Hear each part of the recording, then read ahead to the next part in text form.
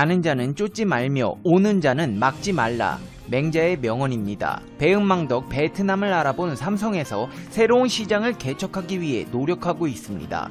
그리고 그 결실이 하나하나 열매를 맺고 있다는데요. 베트남과 거리를 두고 새로운 도전을 하기 위해 진일보하고 있는 삼성의 근황에 대해 자세히 알아보겠습니다. 팩트TV 팩트체크. 지난 9월 응우엔 수원폭 베트남 총리는 이재용 삼성전자 부회장과 면담을 가진 자리에서 삼성이 베트남에 많은 신기술이 적용된 반도체 생산 공장을 설립해달라. 삼성의 성공은 곧 베트남의 성공이다. 삼성이 계속 발전해서 베트남이 삼성의 세계 최대 전략 생산 거점이 되게 해달라는 무리한 부탁을 한 바 있습니다. 코로나 사태가 오자 출입국 대문부터 걸어 잠그고 해주는 건 개뿔도 없으면서 세계 최대 전략 생산 거점으로 만들어달라는 요구는 삼성의 입장에서 다소 어처구니 없는 요구가 아닐 수가 없습니다. 하지만 경제 위기를 맞고 있는 베트남 총리 입장에서도 믿을 건 삼성밖에 없습니다. 삼성전자는 베트남에서 70조 원을 훌쩍 넘는 매출을 달성하며 베트남 국내 총생산의 28%를 차지하고 있다 보니 현지에서도 삼성에서 일한다고 하면 부러움의 눈길을 사기도 하는데요. 최근 삼성이 베트남에서 실시한 신입사원 공채 시험에 현지 대학 졸업자 수천 명이 몰리는 사태가 발생하기도 했습니다. 지난 2011년부터 베트남에서 인력을 채용해온 삼성은 올해가 공개 채용 10년째입니다. 베트남 진출 기업 가운데 신입사원 공채를 시행하는 건 삼성이 처음이고 현재까지 유일합니다. 지난해까지 19만 명 가까이 지원했고 그중 14,000여 명의 지원자가 신입사원으로 뽑혔습니다. 삼성전자는 베트남에서 일하기 좋은 직장 상위권에 오르는 등 현지 취업 준비생들이 선호하는 기업으로 꼽히고 있습니다. 삼성 베트남 법인의 대졸 초임은 현지 기업보다 10%에서 15% 많은 임금을 지급하고 있다 보니 인기가 높을 수밖에 없는 상황입니다. 하지만 베트남 분들 이제 다른 일자리 알아보셔야 할 것 같습니다. 그동안 베트남을 생산 거점으로 삼아 사업을 진행해오던 삼성 스마트폰의 발걸음이 인도로 향하고 있기 때문입니다. 최근 삼성전자는 글로벌 스마트폰 시장에서 중국 통신업체 화웨이를 밀어내고 세계 1위 자리를 탈환했습니다. 이번 삼성 스마트폰의 1위 탈환은 인도 시장에서 삼성의 중저가 폰이 흥행을 거둔 결과로 해석되고 있습니다. 시장조사기관 IDC에 따르면 삼성전자는 올해 7월에서 9월에 전년 대비 2.9% 증가한 8,040만 대의 스마트폰을 출하했습니다. 시장 점유율은 22.7%로 점유율 14%대인 화웨이를 밀어내고 1위 자리를 되찾았습니다. IDC의 분석에 따르면 삼성 최대 시장이자 전체 판매량의 15%를 차지하는 인도에서 250달러 미만 폰이 온라인 채널에서 흥행하면서 전년 대비 40% 가까이 성장했다고 밝혔습니다. 이어 두 번째로 큰 미국 시장에서 갤로트 20와 A 시리즈의 판매 성과가 컸다고 덧붙였습니다. 삼성이 이렇게 인도에서 판매 호조를 보이는 것은 의미하는 바가 큽니다. 삼성이 베트남을 떠나 인도 생산 기지 거점을 만들 가능성을 높여주기 때문입니다. 시장 규모부터가 인도는 베트남과 비교도 안 되며 성장 가능성도 높습니다. 삼성전자의 차기 전략 스마트폰 갤럭시 S21은 중국에 이어 인도 표준국에서도 전자제품 인증을 신속하게 획득하며 1월 출시가 가시화되고 있는 상황이라 기대감이 한껏 올라가고 있는데요. 이번 삼성전자의 신제품이자 플래그십 모델인 갤럭시 S21은 의미하는 바가 남다릅니다. 삼성의 스마트폰이 인도에서 판매 호조를 보이고 있다지만 대부분 저가 폰이 주를 이루고 있는 상황입니다. 이런 시점에서 야심차게 들고 나온 최첨단 스마트폰이 어떤 반응을 거둘 것인지가 앞으로 인도 시장에서의 삼성의 미래를 가늠해 볼 수 있는 이정표가 될 수 있기 때문입니다. 갤럭시 S21은 기본 6.2인치와 플러스 6.7인치, 울트라 6.8인치로 새 모델로 나올 것으로 추정되고 있습니다. 기본과 플러스는 평면 디스플레이를, 울트라는 곡면 엣지 디스플레이를 장착합니다. 후면에 트리플 카메라를 지원하고 최상의 울트라 모델은 아이소셀 HM3 센서가 사용됩니다. 전작과 동일한 1억 800만 화소이지만 빛을 12% 더 많이 받아들여 저조도 환경에서도 고품질 이미지를 얻을 수 있습니다. 통상 2월에 공개해 3월 출시 일정이었으나 내년 모델은 제품은 앞당겨 출시해 우위를 점한다는 전략입니다. 삼성전자 측은 인도 시장을 향한 야망을 숨기지 않고 있습니다. 삼성의 무선사업부장은 기자 간담회에서 인도는 여전히 삼성 모바일의 중요한 시장이다. 작년 안에 많은 준비를 했고 올해부터 서서히 좋은 모습을 보이며 시장에서 우위를 점하겠다고 밝힌 바 있습니다. 삼성은 스마트폰뿐 아니라 다른 분야에서도 두각을 나타내며 불티나는 매출 실적을 기록하고 있는데요. 그것은 바로 공기청정기입니다. 인도 수도 뉴델리는 세계 최악의 대기 오염 도시 중 하나입니다. 더군다나 중국에서 몰려드는 미세먼지까지 더해져 이달 들어 세계 최악의 대기질을 기록했고 중국과 국경 갈등을 겪으면서 중국 제품 불매운동을 벌임에 따라 삼성 공기청정기가 급부상하고 있습니다. 글로벌 미세먼지 조사업체 에어비주얼에 따르면 인도 뉴델리의 대기 오염도 지수는 1295를 기록해 전세계 95개 주요 도시 중 최악으로 나타났습니다. 대기 오염 지수가 500을 돌파할 경우 위험 단계로 강력한 필터가 장착된 마스크 착용 없이 외출이 불가능한 상태입니다. 대기 오염도가 1295라면 아예 숨도 못 쉬는 상황이라고 봐도 과언이 아닙니다. 그동안 대기질에 별다른 관심이 없었던 인도는 코로나를 겪으며 건강 전반에 대한 인식이 높아진 상황인데요. 뉴델리와 뭄바이, 벵갈루루 등 주요 대도시의 공기청정기 매출이 급상승하는 추세입니다. 이달 초부터는 일부 지역에서 판매가 200% 이상 폭증하는 상황입니다. 올 초까지만 해도 현지 공기청정기 시장은 샤오미를 필두로 중국산 저가 제품이 석권하다시피 했습니다. 하지만 지난 6월 인도 중국 간 국경 분쟁의 영향으로 반중 정서가 격화되면서 소비자들이 삼성전자 제품에 점차 눈을 돌리기 시작했고 현지에서 팔리는 삼성전자 공기청정기 블루스카이는 약 72만원에 달하는 고가임에도 불구하고 판매가 크게 늘어났습니다. 이뿐만이 아닙니다. 삼성은 인도의 TV 시장도 놓칠 수 없습니다. 인도는 세계 2위 TV 시장이고 인도 TV 시장에서 삼성전자는 1위입니다. 삼성은 프리미엄 제품의 라인업을 다양화해 세계 2위 TV 시장인 인도에서 점유율을 확대한다는 전략을 구사하고 있는데요. 특히나 최근에는 인도 첸나이 공장에서 TV 생산 재개를 추진하며 현지 공략에 적극 나서고 있습니다. 인도와 중국의 갈등으로 수혜를 보는 것은 삼성뿐만이 아닙니다.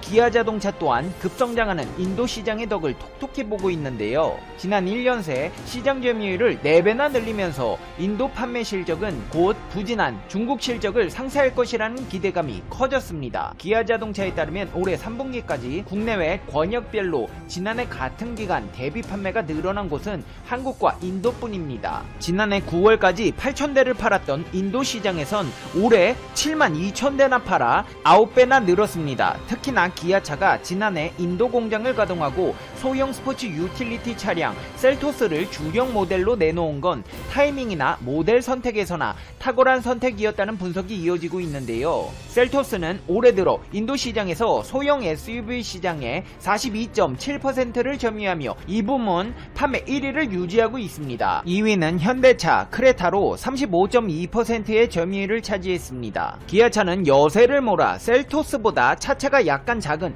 SUV 소넷을 지난 9월 출시했는데요. 소넷 역시 사전 예약 38,000대를 기록하며 출시 첫 달 단숨에 컴팩트 SUV 1위에 등극했습니다. 대한민국 기업들은 코로나 팬데믹 위기 상황 속에서도 이같이 인도 시장을 점령하며 수출 호조를 보이고 있는데요. 반면 베트남에서는 밉다 하니까 더 미운 짓들만 골라서 하고 있습니다. 무슨 말이냐고요? 베트남에서 한류 열풍에 편승한 상품 도용 등의 불법 행위가 자주 발생하고 있어 우려를 자아내고 있습니다. 특허청에 따르면 2019년에만 베트남에서 우리 기업의 상표를 다른 업자가 무단으로 선점한 사례가 무려 66건이나 확인되었습니다. 다른 기업의 상표를 미리 차지해 이익을 취하려는 상표 브로커들의 이런 불법 행위로 피해를 입은 우리나라 기업은 33개에 이르는 것으로 조사되었습니다. 한국의 코로나19 대응에 대한 해외 언론의 관심이 높아진 가운데 영국 BBC의 로라 피커 기자가 남긴 트위터 글에 많은 이들이 관심을 갖고 있다. 로라 피커 BBC 한국 특파원은 지난 4일 자신의 트위터를 통해 택시 기사와의 에피소드를 밝혔다. 그는 서울에서 택시를 탔다. 택시 기사는 요즘 외국인은 마스크를 구하기 힘들 것이라며 갖고 있던 마스크를 주었다라며 이제는 외국인도 마스크를 구할 수 있다고 했더니 마스크를 안 가져가면 안 내려주겠다고 했다고 전했다. 이어 5일에는 영국에서 한국에 있는 집에 돌아올 때 코로나19와 관련한 절차가 궁금한 사람은 다음과 참고하라며 아브라함이안의 글을 공유했다. 아브라함이안은 조지 메이슨 대학교 한국분교의 개관 교수다. 아브라함이안 교수는 이날 트위터에 코로나19 상황에서도 스태프와 전문가들은 매우 친절했다며 의료진이 코로나19 검사를 위해 내 코를 찌를 때 웃음과 울음이 뒤섞인 반응을 보였다. 그러자 의료진은 알아요. 아프죠? 라고 말했다. 결과를 기다리는 동안에는 교통편, 잠시 몸을 거쳐 그리고 음식을 제공했다. 모든 것이 인상 깊었다고 말했다. 그는 또 다른 글에서 이제 2주 동안 집에서 자가격리를 하면 된다. 쓰레기를 버리러 나가기도 않을 거다라며. 하지만 우리는 건강하고 강아지도 있고 책 한 무더기, 속도 빠른 인터넷, 그리고 배달 서비스가 있다. 우린 정말 행운하다라고 덧붙였다. 앞서 로라 피커는 지난달 6일 TBS FM 김어준의 뉴스공장과의 전화 인터뷰를 통해 직접 취재를 다녀온 대구, 경북 지역에 대해 언급했다. 그는 제 개인적인 생각은 한국이 어떤 종류의 감염병이든 전염병이든 굉장히 대응할 준비가 잘 돼 있다는 거다. 이렇게 폭발적인 증가세에도 불구하고 저는 일본에서 이것을 잘 관리하고 있다라며 많은 저희 동료들이 세계에서 이렇게 하고 있는 나라가 거의 없다.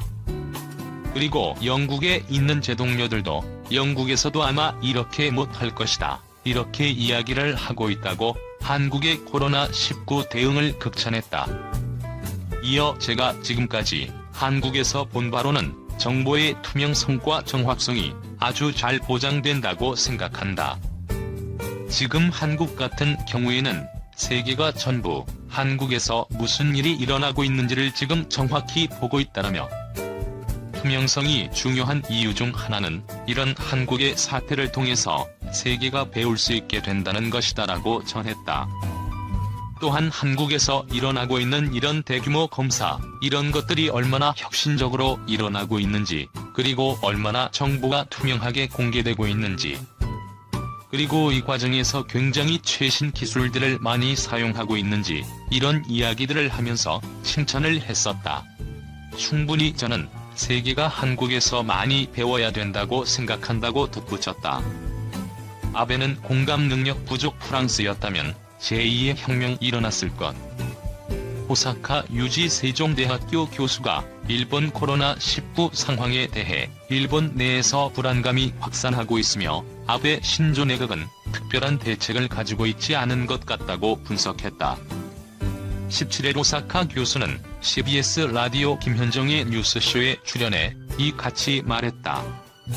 그는 일본에서 자꾸만 한국 상황이 어떠냐라고 묻는다라며 CNN 등 외신에서 한국이 잘 하고 있다라는 보도가 나오고 세계적으로도 칭찬이 있기 때문에 일본 사람들이 궁금해한다고 전했다.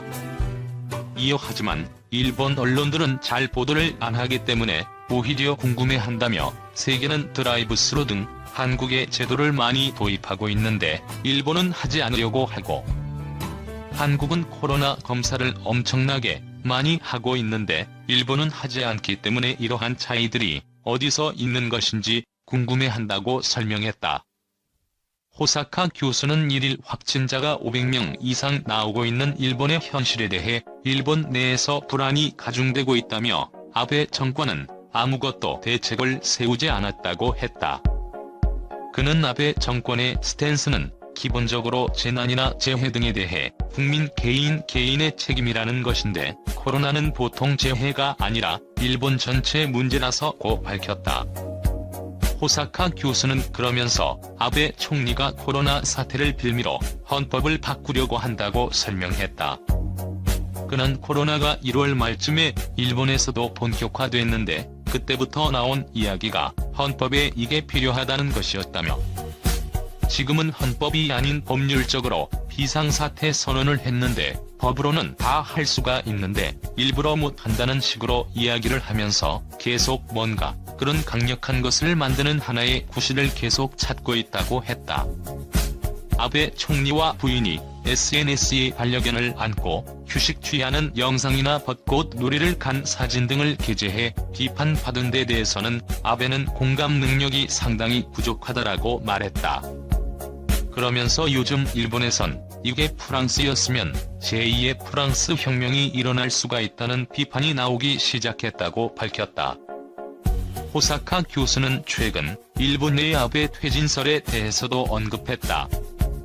그는 일본 자민당 니카이 도시히로 간사장이 아베와 지난 14일쯤 이야기를 나눈 후 국난을 극복하려는 패기가 없다라고 비판했고, 그 이후 보수 언론과 극우 언론도 아베를 공격하기 시작했다고 설명했다. 그러면서 요즘 극우 유토마 사토시 전 주한 일본 대사 등이 왜 아베는 한국 문재인 대통령처럼 못하는가?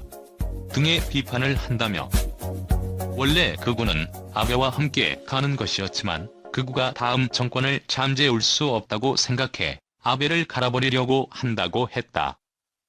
그는 그래서 6월 퇴진설, 9월 퇴진설 등이 나왔다며 마이니치 신문 등에서 자민당 내에 그런 이야기가 나온다고 보도했다고 전했다.